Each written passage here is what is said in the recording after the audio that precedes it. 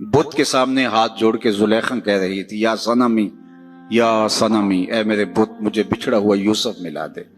پتھر کا مادو بلا اس کی فریاد کیا سنتا، لیکن اس کا اعتقاد تھا وہ سر شام بت کے آگے بیٹھ جاتی اور یوسف کے ملنے کی التجائیں کرتی، یا صنمی یا صنمی۔ عمر بیت گئی، نہ اس کا جذبہ کم پڑتا ہے اور نہ یوسف مل رہے ہیں۔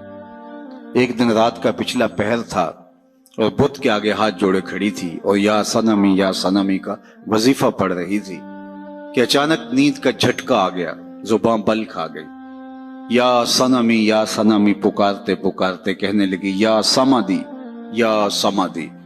آواز آئی جبریل یوسف کے گھوڑے کا رخ موڑ دے، بچھڑی ہوئی کو یوسف ملا دے۔ یا اللہ تجھے تو نہیں پکار رہی ہے، تو بت کو پکار رہی ہے، زباں بل کھا گئی ہے۔ یا صنمی کی بجائے یا سمادی کے لفظ زباں پہ آ گئے۔